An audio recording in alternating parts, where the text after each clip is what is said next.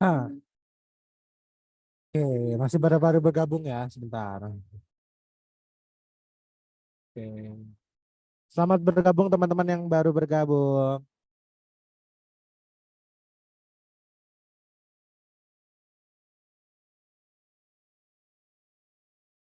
Oke,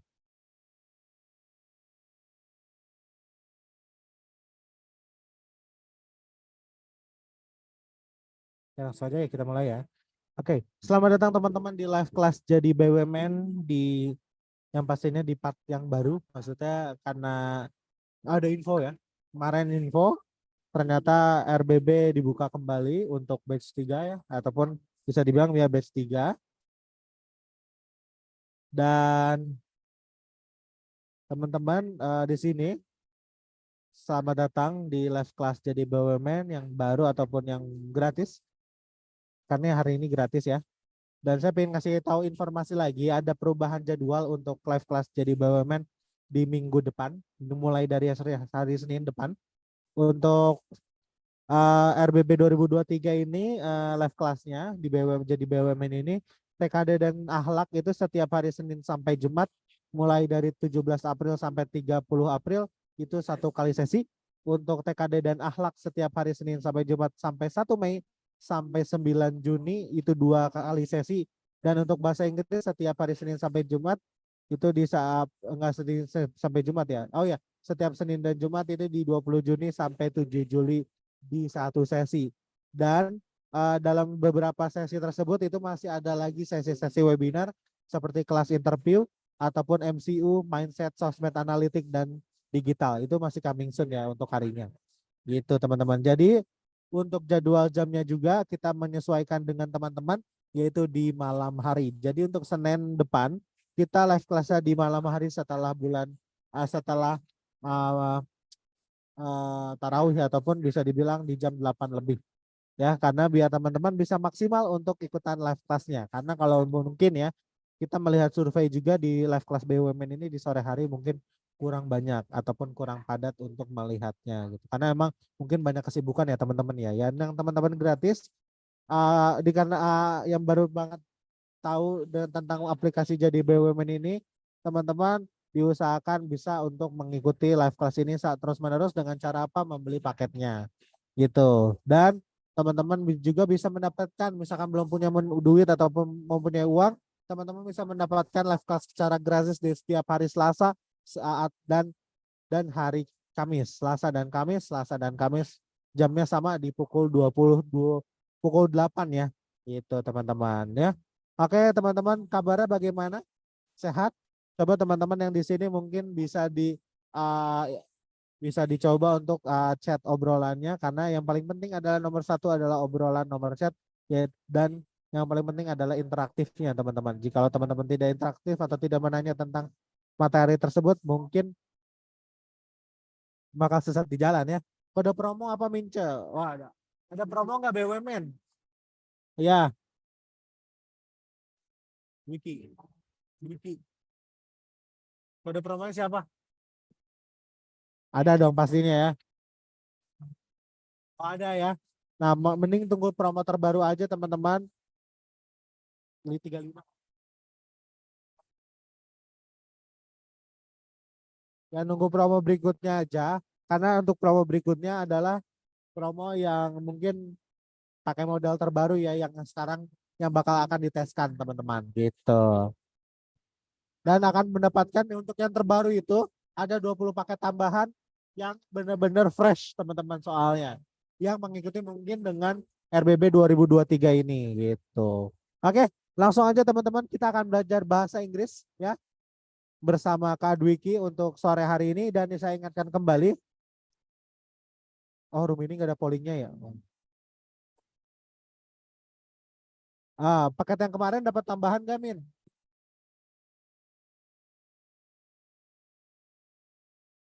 Oh, dapat dapat dapat harga khusus ya teman-teman. Jadi mengupgrade tambahan paketnya teman-teman dan mendapatkan harga yang paling murah. Jadi teman-teman cuma hanya mendapatkan mungkin tambahan berapa biayanya untuk mendapatkan 20 paket tersebut yang pastinya bakal berbeda dengan yang membeli paket dari awal. Gitu. Ya, ditunggu ya. Mungkin launchingnya kapan? Secepatnya ya teman-teman ya, bakal launching secepatnya. Makanya teman-teman selalu hadir di live class jadi BUMN. Untuk mulai hari Senin kita bakal intensif kembali seperti yang kemarin-kemarin. Ya, dari Senin sampai Jumat, Senin sampai Jumat. Ya, Minca aku semalam bayar semalam. Dapat. Yang baru bayar kemarin dapat ya, yang terbaru. Yang baru bayar kemarin itu bakal dapat yang terbaru nanti, gitu ya. Oke. Langsung saja kita bersama Kak Dwiki, dipersilahkan. Sebentar ya, Kak Dwiki belum di. Oh, udah, oke.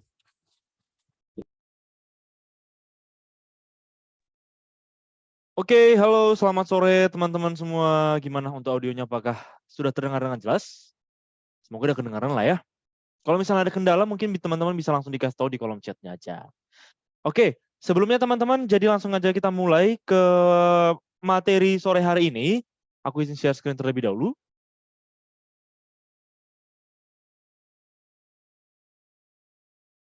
Oke, jadi untuk sore hari ini kita mau coba belajar, kita pengen tahu kira-kira gimana contoh soal bahasa Inggris untuk yang BUMN, tes BUMN, seperti itu kan. Tapi sebenarnya untuk yang sore hari ini kita mau kasih kayak semacam penggambaran dulu aja ya teman-teman. Jadi sebenarnya materinya lebih di mix, nggak terlalu terfokus sama satu jenis-jenis materi grammar. Jadi emang di tes BUMN itu banyak membahas tentang grammar juga. Tapi kalau misalnya yang untuk sore hari ini kita mau kasih gambaran, jadi kita mix materinya. Yang penting teman-teman tahu kira-kira mempersiapkan belajarnya apa aja gitu. Nah, sebagai pembuka nanti kita akan ada satu materi singkat tentang relative pronoun. Itu nanti apa itu, gimana cara ngerjainnya dan lain-lain. Langsung kita bahas. Habis itu ada error recognition, itu adalah tipe soal untuk grammar. Jadi mencari satu pilihan yang salah. Jadi misalnya dibikin A, B, C, D, pilihlah mana yang salah. Nah, itu tentunya perlu banyak teori grammar yang teman-teman harus tahu. Gitu ya. Namun sebelumnya teman-teman, izinkan aku memperkenalkan diri dulu. Perkenalkan, nama aku Dwiki Pardon Sinaga. Teman-teman boleh panggil Dwiki. Dulunya aku kuliah di PKN STAN 2017, ambilnya akuntansi, dan sekarang lagi lanjut kuliah di Binus University. Nah, saat ini aku berprofesi sebagai seorang ASN, mungkin belum pernah melewati tes yang akan teman-teman lewati, tapi setidaknya untuk materi bahasa Inggrisnya mungkin familiar lah. Karena tes bahasa Inggrisnya BUMN itu mirip-mirip sama tes bahasa Inggris TOEFL, yang mana mayoritas dari kita mungkin udah pada pernah TOEFL lah. Gitu ya. Kalau tes BUMN ini sebenarnya mirip sama tes bahasa Inggris dulu waktu masuk STAN juga. Jadi masih agak-agak bersinggungan lah untuk materinya. Oke, jadi langsung aja kita mulai teman-teman. Yang pertama kita buka dari materi relatif pronoun dulu. Ini adalah materi sederhana. Nanti mungkin ada pertanyaan, kok nggak kepake di soal yang kita bahas di belakang? Nggak apa-apa, ini hanya materi singkat teman-teman, biar untuk sore ini kita nambah satu materi dulu. Biar lebih dicicil gitu ya. Nah, apa itu relative pronoun? Relative pronoun ini adalah kata ganti untuk menghubungkan dua kalimat independen yang memiliki satu subjek dan objek. Secara singkatnya, jadi misalnya teman-teman ketemu dua buah kalimat, kemudian kita lihat kok subjeknya sama ini. Kalau subjeknya sama, orangnya sama, kenapa harus dua kalimat? Bisa nggak kita gabungkan aja jadi satu? Biar nggak ribet nulisnya. Misalnya gitu kita mikirnya kan. Dua kalimat yang subjeknya sama atau subjeknya berhubungan sama objeknya, bisa nggak sih kita bikin jadi satu aja? Jawabannya bisa. Caranya pakai materi relative pronoun ini. Itu dulu dasarnya teman-teman, nanti kita banyak ketemu contoh. Nah, apa aja kata-kata yang terkait sama materi relative pronoun ini? Ada kata who, whom, whose, which, that, dan lain-lainnya. Terus sama nggak sih who yang di sini dengan, misalnya kalau kata tanya, misalnya aku tanya, who are you? Misalnya aku nanya kayak gitu. Apakah sama? Jawabannya berbeda. Kalau who are you itu who-nya sebagai kata tanya. Tapi kalau di sini teman-teman, dia nanti akan sebagai relative pronoun. Jadi nggak perlu ada tanda tanya di kalimatnya, tapi bisa kita pakai kata who. Contohnya habis ini. Gitu ya. Nah, kan katanya ada who, ada whom, whose, which, and that. Ada banyak kan pilihannya. Pertanyaannya, kapan kita pakai who, kapan kita pakai whom, kapan pakai whose, dan lain-lain. Jadi secara singkatnya teman-teman, seandainya kita membahas tentang benda, nanti misalnya kita membahas tentang hewan, tentang benda mati, dan lain-lain, itu langsung pakai which. Mau bagaimanapun soalnya langsung bikin aja pakai which. Kita langsung mikir, oh which gitu loh. Kalau tempat pakai where. Kalau dia orang, ini yang baru ribet. Ya, kalau misalnya yang kita ingat dulu, kalau dia orang, berarti pilihannya ada 3. Entah kita bisa pakai who, bisa pakai whom, bisa pakai whose. Saat kapan kita pakai who? Kita pakai who ketika orangnya sebagai subjek. Subjek itu biasanya ada di depan ya teman-teman ya. Subjek itu biasanya ada di depan kalimat. Nah, kalau misalnya orangnya sebagai subjek, maka kita pakailah kata gantinya who. Kemudian yang kedua, kalau ternyata orangnya sebagai objek, maka kita pakai yang whom, yang belakangnya M. Pada saat kapan dia sebagai objek? Biasanya sih objek itu di belakang kalimat. Nanti kita lihat contohnya. Nah, kemudian who tadi di subjek, whom tadi di objek, ada lagi whose. Whose itu pada saat kapan? Whose itu kita gunakan ketika orangnya membahas tentang kepunyaan, kepemilikan teman-teman. Misalnya my car atau my house. Nah, itu kan ada kepemilikan di dalamnya kan? My atau her car, her bag, misalnya kayak gitu. Itu kepemilikan namanya. Tasnya dia. Nah, kalau membahas tentang kepemilikan atau kepunyaan, maka dia nanti pakailah yang whose. Jadi itu aja teman-teman. Subjek dia who, objek dia whom, kepunyaan itu whose. Itu hanya berlaku kalau dia orang. Kalau benda, kita pakai which, kalau tempat kita pakai where. Where. Nah, sekarang kita coba cek teman-teman. Untuk contohnya sendiri, kira-kira gimana? Ini tadi yang sekedar tabelnya ya. Nanti teman-teman tenang aja, untuk materinya pasti di-share kok. Recordnya juga di-share. Jadi kalau teman-teman nanti ada kebingungan, bisa tonton ulang atau bisa dibaca ulang juga. Gitu ya. Nah, sekarang kita coba pakai who. Kita lihat sebenarnya apa sih maksudnya menggabungkan dua kalimat itu gimana. Nah, who. Tadi kalau kita ingat, who itu dia menggantikan subjek. Oke? Who pasangannya subjek. Kita mau menggabungkan dua kalimat. Gimana contohnya? Contohnya ada di sini. Kalimat pertama, the man is friendly. Laki-laki itu bersahabat. Kalimat kedua, he lives next to me. Dia tinggal di sebelahku. Dia tinggal dekat samaku. Misalnya gitu. Pertanyaanku sekarang teman-teman. Siapakah he di sini? Kan katanya the man is friendly. He lives next to me. Kalau misalnya ditanya, siapakah he-nya? Jawabannya jelas. He di sini adalah the man ini. Setuju nggak teman-teman? Bahwasanya he di sini adalah the man yang friendly. Jadi siapa sebenarnya yang tinggal di dekatku? Laki-laki yang friendly itu. Gitu kan? Nah, sekarang kita dituntut untuk menggabungkan dua kalimat itu. Nggak usah dipisah-pisah. Jadinya gimana?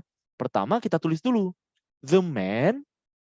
Kemudian kita jelaskan. The man-nya itu gimana? The man who lives next to me. Dari mana tuh tiba-tiba who lives next to me? Nah, awalnya kan he lives next to me. Tapi si he-nya ini, kita mau ganti dia. Karena kita udah tahu, oh, he-nya di sini kan adalah the man. Ngapain ditulis dua kali? Jangan kita bikin the man who he lives. Kayak gitu. Oke, jadi teman-teman, who-nya di sini secara sederhana bisa kita terjemahkan sebagai kata yang. Jadi gini, laki-laki yang tinggal di sebelahku adalah bersahabat. Nah, itu masuk akal dong. Benar dong secara konteks gitu kan. Nah, jadi biar teman-teman gampang memahaminya, who di situ terjemahkan aja sebagai yang. The man who he lives. Harusnya kan gitu kan. Harusnya ada he lives.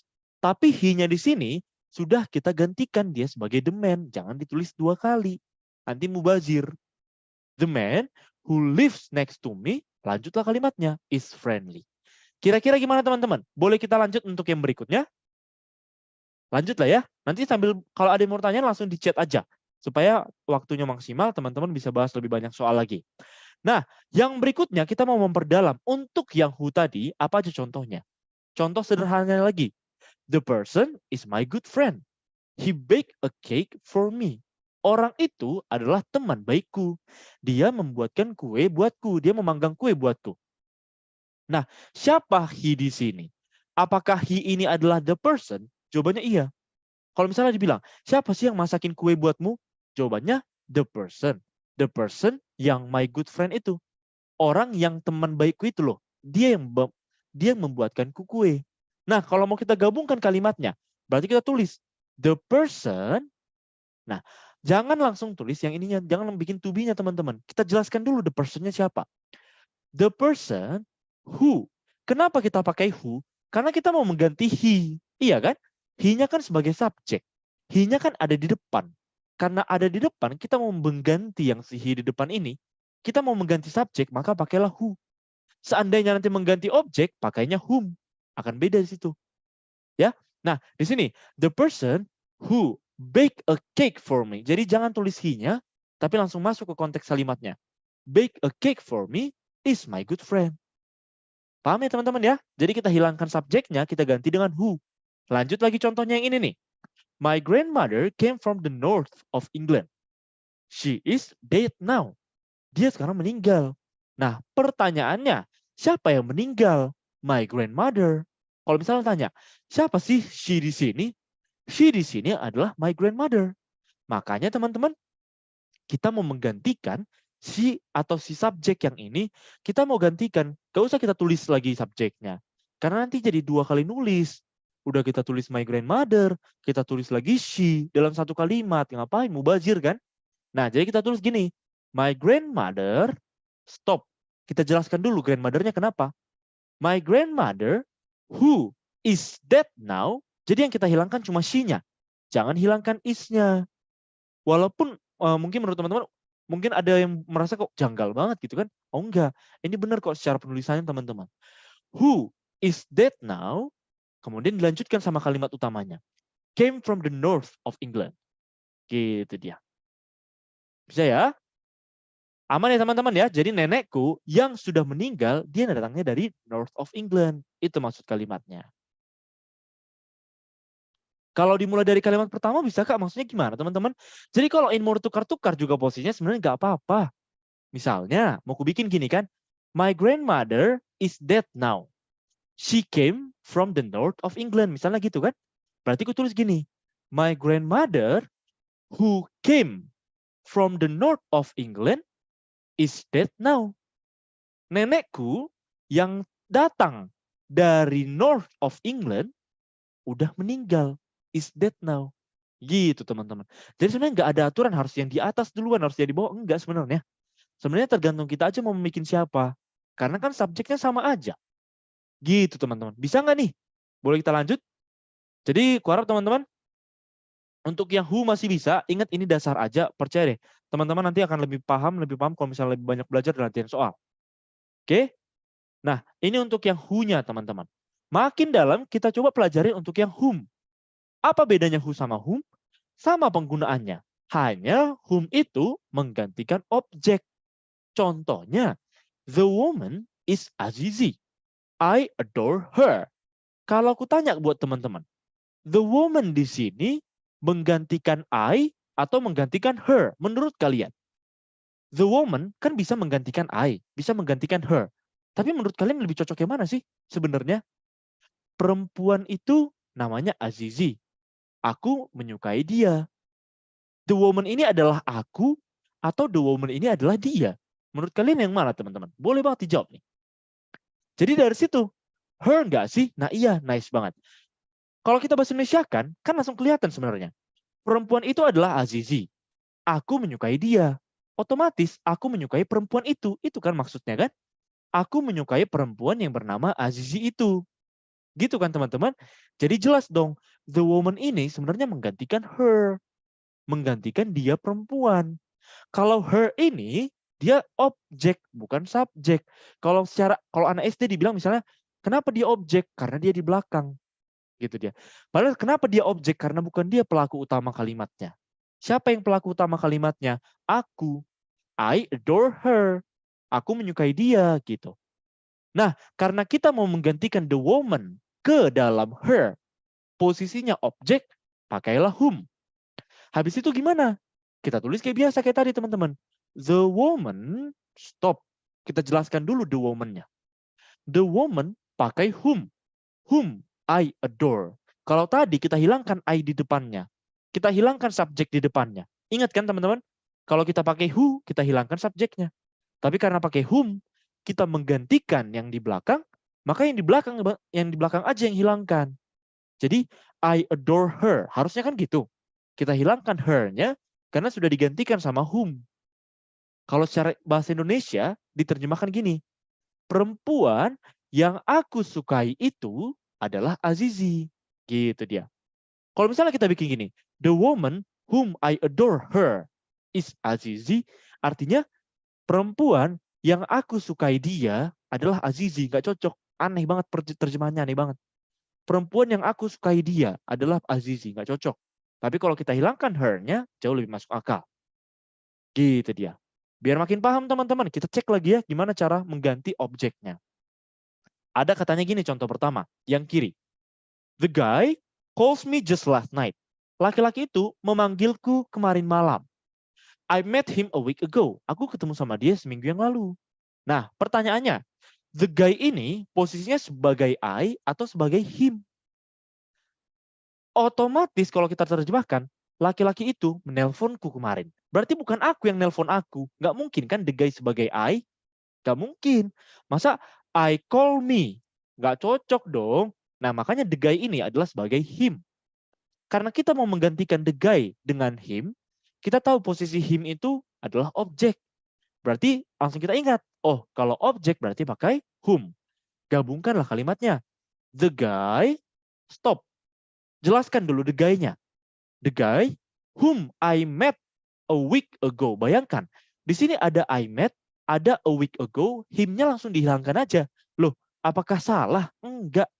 Karena kita mau menggantikan him-nya, walaupun setelah him masih ada lagi kalimat penjelas, nggak apa-apa teman-teman. Nggak apa-apa, kalimat penjelasnya tetap tulis, tapi him-nya coret, hilangkan. Karena anggapan kita sudah digantikan sama whom.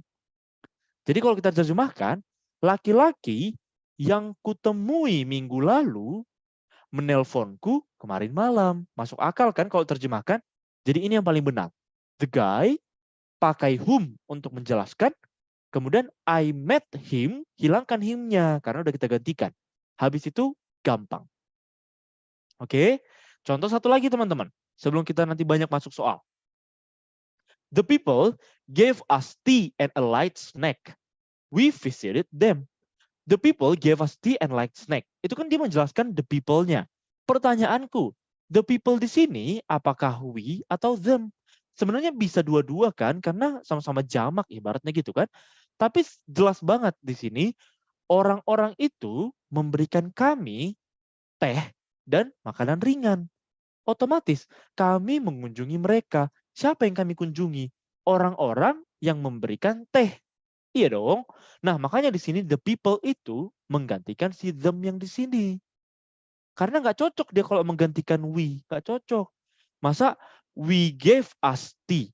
Kami memberikan kami teh. Gimana caranya kami memberikan kami teh? Itu nggak ada ya kan? Nggak ada lah ya teman-teman ya. Jadi kalau tanya, the people gave us tea. Siapa yang memberikan kami teh? Yang kami kunjungi kemarin. Gitu dia. Nah, kita gabungkanlah. The people, stop, kita jelaskan the people-nya. Apa penjelasan the people-nya? Oh, the people-nya adalah visited them. Oke, the people ini adalah, the people whom we visited. Kenapa kita hilangkan them-nya? Karena sudah digantikan sama si whom ini.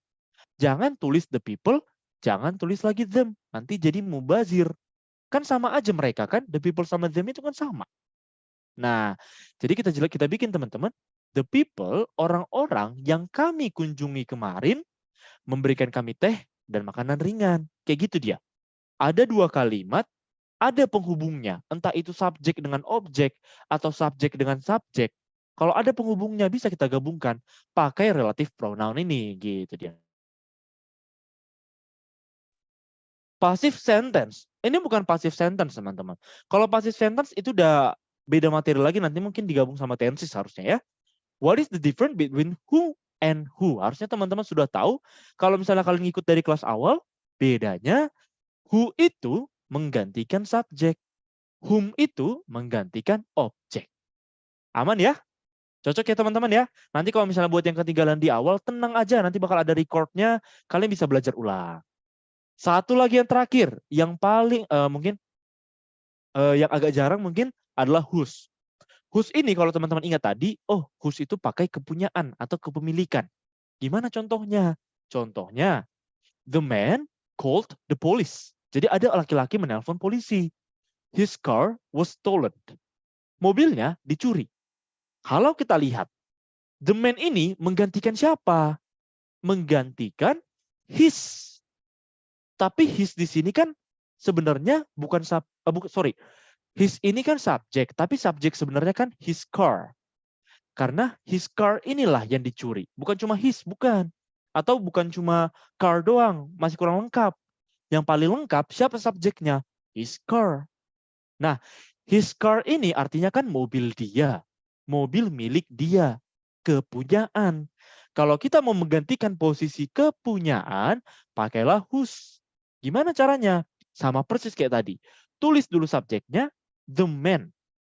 Stop, jelaskan the man-nya kenapa. Kita mau menjelaskan, oh, the man itu mobilnya dicuri gitu kan. The man, stop, tempelkan kata whose sebagai penghubungnya, kemudian tulislah ini teman-teman. Kalimat penjelasnya tulis, tapi hilangkan yang menjadi kata penggantinya. Contohnya, tadi kan kita sepakati, the man ini menggantikan his gitu kan. Nah, berarti nggak usah tulis lagi nanti his-nya. Jadinya, the man whose car was stolen called the police. Artinya secara bahasa Indonesia, laki-laki yang mobilnya dicuri menelpon polisi. Jadi kita menjelaskan bahwa, oh, laki-laki yang lagi nelpon polisi itu ternyata mobilnya dicuri. Gitu teman-teman. Kita satukan dia, dua kalimat yang independen, kita satukan jadi satu kalimat yang lengkap banget. Bisa? Gampang ya? Maksudnya sama persis kok konsepnya, antara who, whom, dan whose itu sama persis konsepnya. Hanya beda, tergantung dia menggantikan siapa. Who untuk subjek, whom untuk objek, dan whose untuk kepunyaan. Kalau untuk benda atau untuk kadang hewan juga lebih banyak bergabung sama benda ya. Tapi kan kadang hewan tuh kalau di konteksnya soal bahasa Inggris kadang dimanusiakan juga. Tapi pada umumnya hewan itu dimasukin satu geng sama benda. Maksudnya gini, misalnya ada anjing. Kadang kan anjing itu kata gantinya sebagai he. Ada yang bilang gitu kan? Ada yang kata gantinya sebagai he. Kita anggap sebagai he. Tapi sebenarnya secara aturannya anjing itu kan maksudnya ke it karena dia benda. Gitu deh teman-teman. Aman ya? Nah sekarang kita coba masuk ke soal. Tapi soalnya ini nggak menyangkut sama materi yang tadi. Soalnya ini kita mau ngasih tahu gambaran soal error recognition. Salah satu tipe ujian bahasa Inggris BUMN adalah error recognition ini. Yang mana teman-teman nanti diberikan satu kalimat, silahkan kalian pilih mana yang salah. Materinya gabungan, kita ngasih gambaran aja dulu untuk sekarang. Materi TBU BUMN sama dengan TBI kedinasan atau enggak? Jawabannya sama ya. Zamanku dulu sama dengan, mirip-mirip lah, sama dengan soal TOEFL lah. Gitu dia teman-teman. Nah, untuk soalnya semoga sudah kelihatan di device masing-masing. Pollingnya sudah kubuka teman-teman. Buat yang mau jawab di polling boleh banget. Kalau bisa jangan jawab di kolom chatnya biar teman-teman yang lain gak ngikutin jawabannya. Tapi kalau misalnya teman-teman mau mikir-mikir dulu, pollingnya bisa diminimize, nanti dibuka lagi. In case siapa tahu teman-teman nggak tahu. Gitu ya. Ayo, kita tunggu sampai 50%, singkat aja, biar soal yang kita bahas jauh lebih banyak.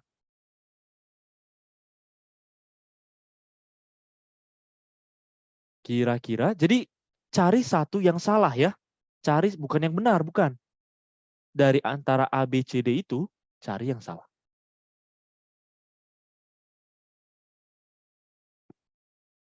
Kira-kira apa teman-teman? Sambil kita tunggu, tenang aja ini yang pasti dibahas juga.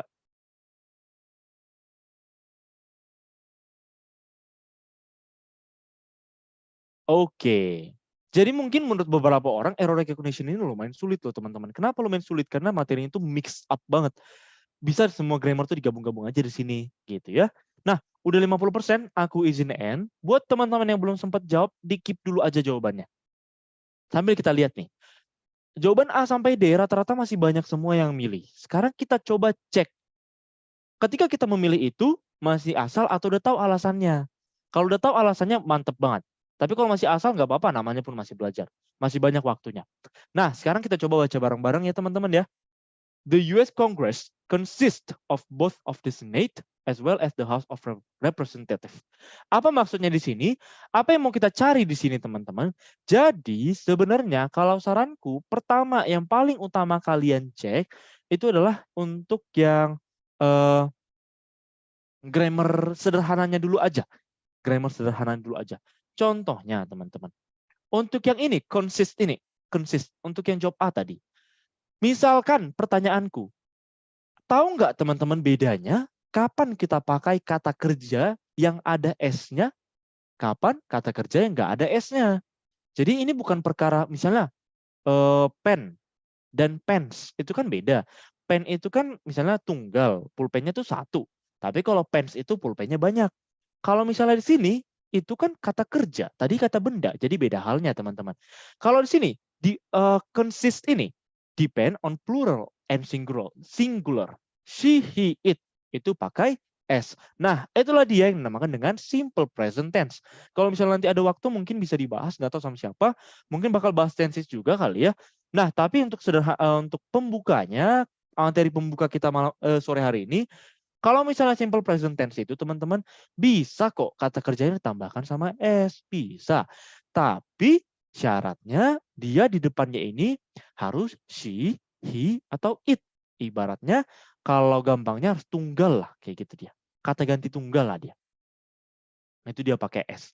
Nah, sekarang pertanyaanku, the US Congress ini menurut kalian tunggal atau plural atau singular? Tunggal atau jamak? Satu orang atau banyak orangnya? The US Congress ini maksud menurut kalian yang mana? Ayo teman-teman.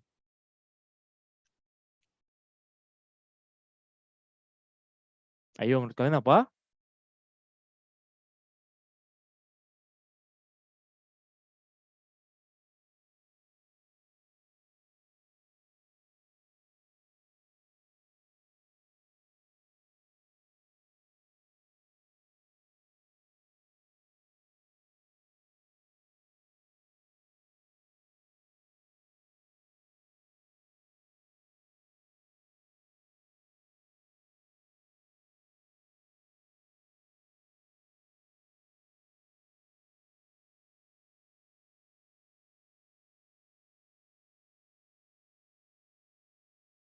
Oke, mohon maaf teman-teman ya, mohon maaf banget. Nah, kita tadi membahas apa? The US Congress gitu kan? Nah, menurut kalian singular atau plural? Jawabannya pada beda-beda semua. Gimana cara kita menentukannya? Sebenarnya teman-teman, untuk the US Congress ini itu tunggal, singular.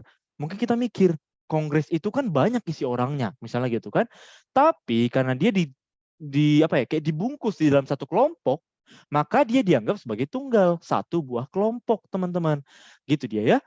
Loh, terus gimana kalau misalnya kelompoknya ada banyak gimana?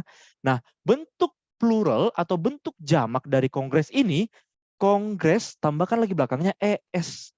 Kongres gitu dia. Itulah bentuk pluralnya. Itulah bentuk jamaknya. Jadi kalau kongres ini walaupun di belakangnya oh ini ada S nih berarti banyak orangnya. Oh bukan. Kongres itu memang kebetulan kata huruf terakhirnya kebetulan S. Bukan S-nya itu menandakan jamak, bukan. Tapi karena dia dalam suatu kesatuan, dalam suatu kelompok, maka dia satu, hitungannya tunggal. Gitu dia ya. Berarti kalau misalnya dia tunggal, benar dong consist pakai S, benar. Karena dia she, he, it. The Congress ini penggantinya adalah it. It consists, tambahkan S. Nah, berarti yang mana jawabannya teman-teman? Jadi jawabannya sebenarnya adalah ada kata hubung yang berpasangan. Ini adalah materi grammar juga. Jadi teman-teman bisa langsung hafal aja, langsung sekarang. Kalau misalnya teman-teman udah terbiasa sih sebenarnya nggak usah dihafal nggak apa-apa. Tapi kalau namanya belajar hafal aja langsung. Kalau aku dulu kayak gitu. Ada namanya paired conjunction, kata hubung yang berpasangan. Apa tuh contohnya? Ada both and, ada both kemudian and. Itu harus berpasangan itu. Both itu pasangannya and, jangan yang lain. Ada either dan or. Ada neither dan nor. Ada not only but also. Apa hubungan materi ini ke soal kita? Kalau teman-teman lihat, di sini ada kata both. Berarti di sini untuk yang ini, dia kan tidak termasuk dalam pilihan ABCD kan? Berarti both-nya itu udah pasti benar. Karena dia nggak masuk pilihan. Nggak mungkin dia salah gitu kan. Nah, karena both di sini udah pasti benar, berarti kita ingat apa pasangannya dia? Oh, pasangannya adalah N. Harusnya as well as ini kita ganti sama and. Jadi kalau misalnya kita ubah ulang, kita rombak ulang kalimatnya, harusnya both the Senate and the House of bla bla bla bla. Harusnya seperti itu. Kenapa Kak? Karena sudah aturannya. Both itu pasangannya and, either pasangannya or, dan seterusnya. Paham ya teman-teman ya? Jadi kira-kira gini gambaran-gambaran materi grammar memang sudah aturannya. Beda sama misalnya reading text itu bisa pakai feeling-feeling, tapi kalau ini memang sudah ada aturannya lah. Oke? Nice. Biar makin mantap kita coba bahas soal berikutnya lagi. Biar makin banyak soal yang kita bahas kan. Nah, soalnya sudah dibuka teman-teman. Untuk pollingnya, untuk teman-teman yang mau jawab boleh banget di pollingnya aja ya. Nah, ayo. Kita tunggu sampai 50% menjawab.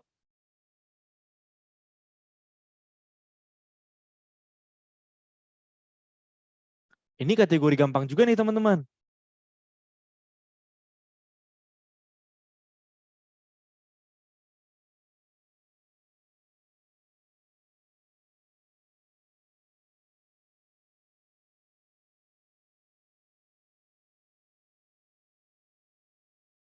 Oke, sambil kita tunggu. Nah, udah 50%. Thank you so much.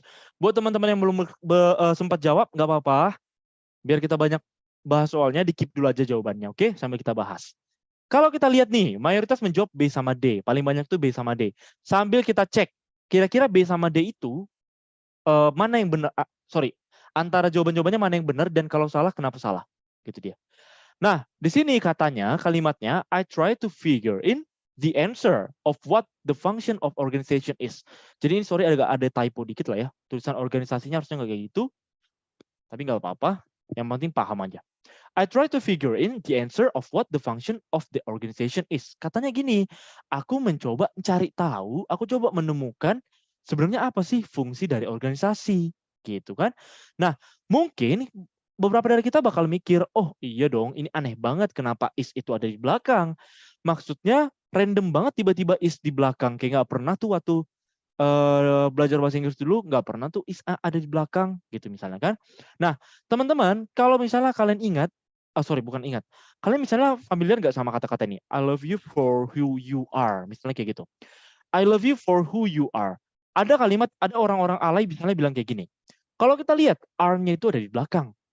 Harusnya kan who are you gitu kan? Kita kan mikirnya harusnya who are you. Kok sekarang jadi who you are? Nah, ada perbedaan antara dua itu, teman-teman. Dua-duanya sama-sama benar, dua-duanya bisa dipakai. Bedanya apa? Kalau misalnya kita buat who are you, itu artinya kita menanyakan siapa lu, gitu. Dan kalau misalnya dibikin who are you, maka harus ada tanda tanyanya karena dia kalimat tanya. Who are you? Ini adalah pertanyaan. Sementara untuk yang di atasnya teman-teman, I love you for who you are, itu pernyataan. Jadi kalimat fakta, pernyataan. Jadi kayak bilang, aku mencintaimu apa adanya. Ya gimana lu gitu. For who you are. Karena dia pernyataan, maka nggak perlu ada tanda tanya. Biasanya malah titik langsung. Gitu dia. Kalau kita lihat di sini, what the function of organization is, aku mau nanya ke teman-teman. Di sini kita mau nanya atau enggak sih? Kita tuh sebenarnya mau bertanya atau enggak? Jawabannya enggak. Coba kita terjemahkan ya. Aku mencoba untuk menemukan sebenarnya apa fungsi dari organisasi. Kan cara nada kita membaca gitu kan? Bukan gini. Aku berusaha mencoba menemukan sebenarnya sebenarnya apa fungsi dari organisasi? Maksudnya kayak gimana sih caranya? Pokoknya bukan kalimat tanya lah gitu. Kalau kalimat tanya itu harusnya gini. What is the function of organization? Harusnya is-nya nempel ke what. Kayak tadi, who are you? Baru dia bertanya. Karena ini pernyataan, bukan bertanya, maka is-nya sudah benar di belakang. Kemudian, untuk yang D berarti salah. Teman-teman yang jawab D berarti salah. Coba kita lihat yang B, teman-teman. Jadi sebenarnya, kalau misalnya teman-teman cek yang B itu, mungkin kayak nggak ada yang salah gitu kan. Tapi, sorry. Tapi sebenarnya untuk yang B ini, itulah yang salah. Kenapa yang salah? Karena ternyata dalam bahasa Inggris, figure in itu, kalau kita gabungkan kata figure and in, itu nggak ada artinya sebenarnya. Harusnya apa? Harusnya figure out. Itu yang maksudnya di sini, itu yang dimaknai di sini. Karena kita kan mau menerjemahkannya gini. Aku berusaha untuk menemukan jawaban mengenai apa sebenarnya fungsi organisasi. Untuk menemukan. Berarti menemukan itu nggak boleh figure in, nggak ada artinya figure in. Menemukan itu figure out. Gitu dia. Bisa ya teman-teman ya. Jadi ini salah satu contoh soal grammar juga, gabungan-gabungan kata. Ada yang memang kalau digabungkan figure sama out, itu langsung ada artinya sendiri. Jadi bukan figure tambah out. Kita artikan figure, kita artikan out, kita gabungkan, enggak. Tapi kalau kita gabungkan dua kata itu ada artinya sendiri. Kalau figure in, kita gabungkan, gak ada artinya. Gitu dia. Makanya di situ letak kesalahan yang B. Oke? Nice. Sekarang kita coba lanjut lagi teman-teman. Buat teman-teman yang mau jawab, dipersilahkan banget. Jawab lagi di pollingnya. Kita tunggu sampai 50%. Nah, coba dijawab.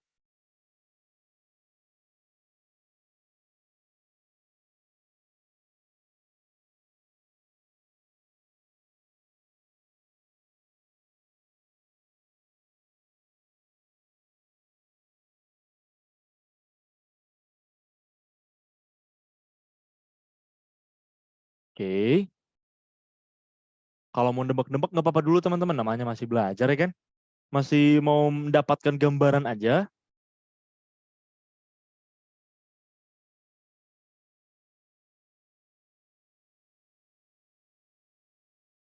Kita tunggu bareng-bareng sampai 50% ya. Nah, udah 50% pas banget. Langsung kita share resultnya. Sama-sama kita lihat. Oke, ternyata teman-teman, di sini D. Paling banyak yang pilih itu adalah D. Kita coba baca bareng-bareng soalnya. Aspen, where the limousines have four-wheel drive, and sebentar, and an empty plot can cost $10 million, has been declared the more expensive town in America. Jadi kalau misalnya kita terjemahkan, sebenarnya kalau misalnya teman-teman sudah familiar lah sama bahasa Inggris ibaratnya gitu ya, sebenarnya ada ketahuan kalau ada tanda koma di sini teman-teman, ada tanda koma di sini, jadi ada tanda koma, biasanya yang ini itu mau kalimat penjelasnya aja. Oke, berarti di sini itu kalimat penjelasnya.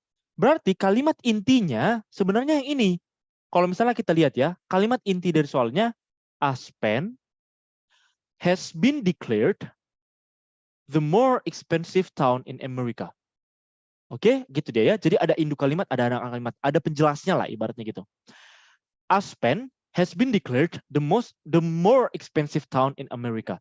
Kalau kita terjemahkan coba, Aspen sudah dinobatkan, sudah dideklarasikan, dinobatkan aja ya. Aspen sudah dinobatkan sebagai kota yang lebih mahal di Amerika. Kalau misalnya kita cek, kita pikirkan sebagai logika, kayak kurang nyambung. Aspen sudah dinobatkan sebagai kota yang lebih mahal di Amerika. Nggak cocok teman-teman.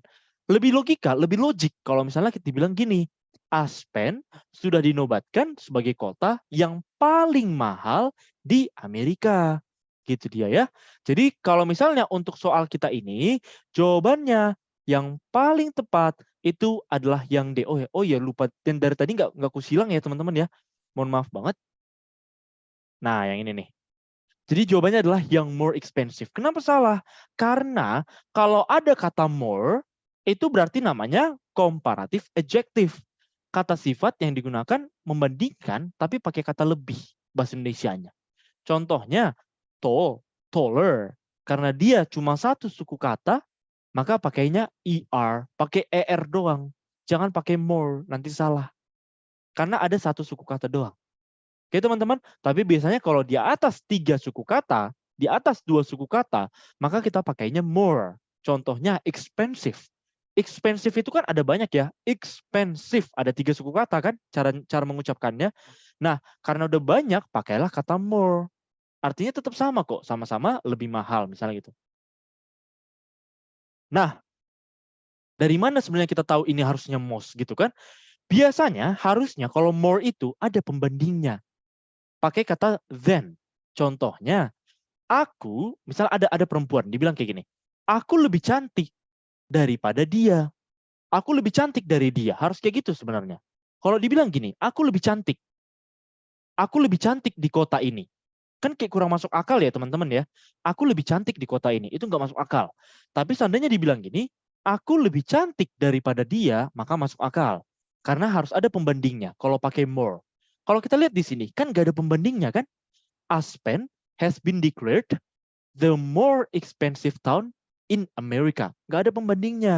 Biasa pembandingnya itu more expensive than Indonesia. Misalnya kayak gitu. More expensive than New York, misalnya kayak gitu. Ada yang pembandingnya, lebih mahal daripada New York, itu baru cocok. Tapi kalau nggak ada pembandingnya, pakai most. Contohnya, aku paling ganteng, itu kan bisa. Aku paling ganteng di kota ini, bisa. Nggak usah aku bilang gini, aku paling ganteng daripada laki-laki di ruangan ini. Maksudnya nggak usah ada pembandingnya juga nggak apa-apa. Yang penting kita tahu, kita tetap nomor satunya, gitu loh. Paham ya teman-teman ya? Itulah perbedaan antara comparative adjective sama superlative adjective. Oke, semoga udah mantep semua. Sekarang kita coba lagi next ke soal berikutnya ya. Mungkin tadi buat yang jawab C, aku nggak tahu kenapa teman-teman jawab C. C itu kan balik lagi grammar ya, tenses ya. Ada has di sini. Siapa yang pakai has? She, he, it. Aspen di sini dia sebagai it karena dia nama kota. Gitu dia ya. Jadi nggak akan jadi masalah dia. Karena kalau nama kota itu ya dianggap, walaupun di kota itu isinya banyak orang, tapi karena dia nama satu kota, anggap sebagai sekumpulan. Satu kesatuan aja. Gitu dia. Next deh, lanjut ke soal yang berikutnya. Oke teman-teman, sekarang kita coba sambil bahas soal berikutnya, sambil dibuka pollingnya, buat teman-teman yang mau jawab, dipersilahkan banget langsung dijawab aja. Oke, sambil ada pertanyaan teman kita nih, Juyon. Kalau head Kak, nah gimana teman-teman? Kalau head itu menurut kalian buat siapa aja subjeknya? Ayo, buat siapa aja? Ada yang tahu nggak? Head itu kan bentuknya bentuk pas ya, bentuk masa lampau ya. Kan tadi kan kalau biasanya tuh kalau present ada has sama have. Kalau head itu buat siapa? Buat semua. Head itu penggantinya have sama has ini. Gitu loh. Siapa yang pakai have kalau dibikin bentuk lampau pakai head. Siapa yang pakai has kalau bikin bentuk lampau tetap pakai head juga. Gitu dia. Tapi beda tensis itu ya teman-teman ya. Antara present sama yang pas.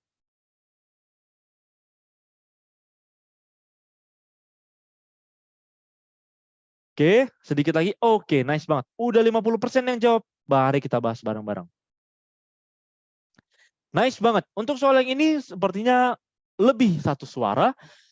Yang C banyakan yang jawab ya. Coba kita cek sama-sama teman-teman. Jadi, untuk soal ini ada katanya the counterpart of a negative electrons is the positive proton. Kalau misalnya kita cek, mana yang salah di sini? Ternyata gampang banget. Jawabannya udah benar banget, yaitu yang C. Kenapa yang C salah? Kalau misalnya kita lihat di sini teman-teman, the counterpart of bla bla bla, counterpart of ini masih nggak ada yang salah, dia hanya pembuka kalimat aja. Tapi di sini ada kata a negative electrons.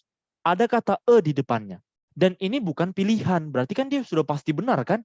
Ini udah pasti benar kan? Berarti ini acuan kita. Kalau dibilang masih logis gak sih di belakangnya ada S? Enggak. Ini, huruf A ini menandakan kalau dia itu singular. Menandakan kalau dia tunggal, satu biji doang elektronnya. Kalau memang satu biji doang elektronnya, ngapain di sini ada S-nya? Jadi nggak nyambung kan? Nah, karena udah nggak nyambung teman-teman, maka jelas dong yang salah adalah yang C-nya. Gampang banget. Nice ya, pada satu suara semua. Semoga teman-teman yang tadi belum ketemu, oh udah mulai ngeliat nih. Ternyata kadang nggak sesusah itu. Hanya ngelihat dari satu huruf ini aja kita bisa langsung tahu jawabannya. Tapi memang harus hati-hati banget sih untuk error recognition ini. Bisa ya teman-teman ya? Kalau yang ada 2 koma kayak tadi berarti kalimat pertamanya nggak usah dihiraukan apa gimana Kak? Oh enggak, tetap banget harus dihiraukan. Cuman biar teman-teman gampang cara menelaahnya, coba lihat dulu kalimat utamanya. Kalimat yang awal sama ujungnya, baru nanti kalau memang oh kayaknya benar nih, baru perhatikan yang di dalamnya. Kalau saranku sih seperti itu. Nggak pernah ada bahasa nggak dihiraukan, nggak ada gitu teman-teman. Maksudnya, aduh Itu nanti kesannya jadi kayak ngasih ini ya, ngasih cara cepat bohongan-bohongan gitu ya. Oh enggak. Kenapa tadi kita coret? Karena aku pengen teman-teman fokus dulu ngelihat kalimat awal sama kalimat intinya. Oh sorry, subjeknya sama kalimat intinya. Oh ternyata di dalam itu ada kalimat penjelas gitu loh. Nah, sekarang kita next lagi ke soal berikutnya. Buat yang mau nanya, boleh banget di chatnya aja. Sekarang soal berikutnya, untuk pollingnya sudah kebuka teman-teman, silahkan dicoba jawab dulu. Ayo.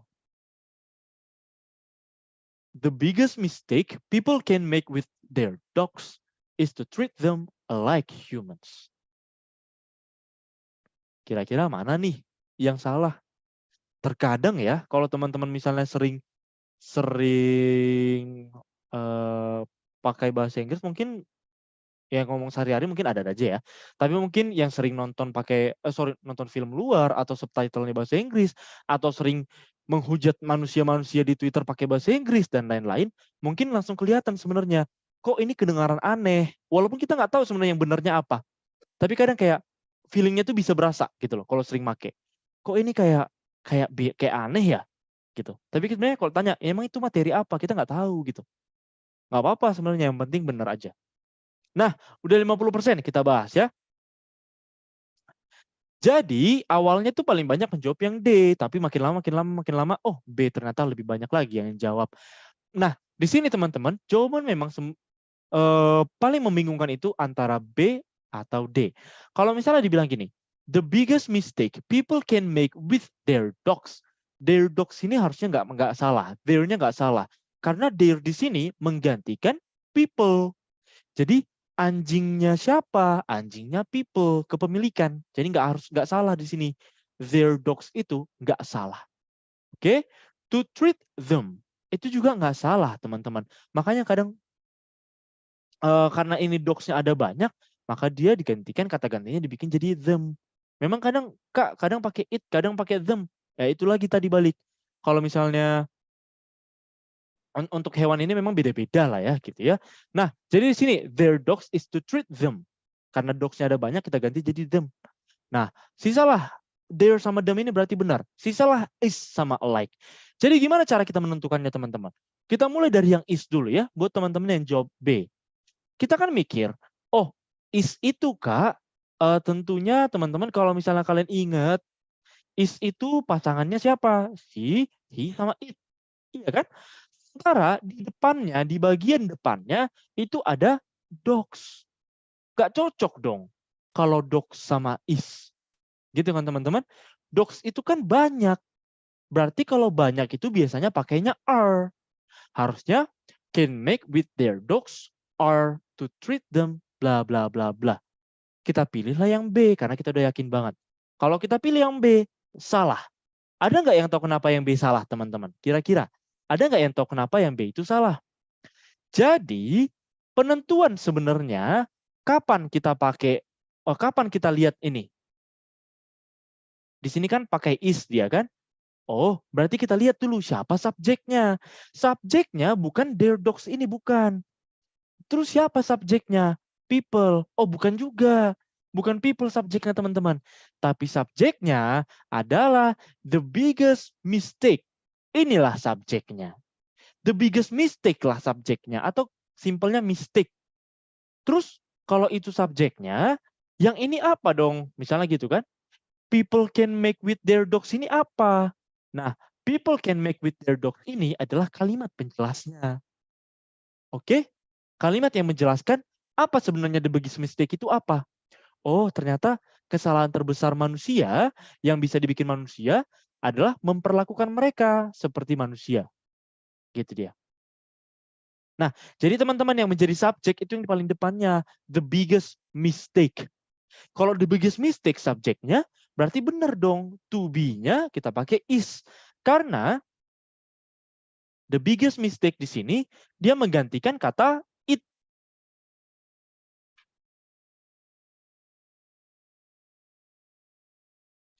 Itu dia. Kita menggantikan kata it. Berarti kalau it kan pasangannya is, berarti benar dong. Nah, benar. Makanya jawabannya itu bukan yang di B. Jadi terus yang mana jawabannya? Kita coba cek teman-teman ke slide yang berikutnya. Ternyata untuk jawabannya adalah yang dodol. Gimana cara menentukannya? Apa materinya? Apa penjelasannya? Alike mungkin di mata kita terdengar mirip dengan like. Tapi secara penggunaan beda teman-teman. Harusnya di sini gini. The biggest mistake people can make with their dogs is to treat them like humans. Memperlakukan mereka seperti manusia. Jadi nggak boleh memperlakukan anjing seperti manusia. To treat them like humans. Itu baru benar. Kenapa alike salah?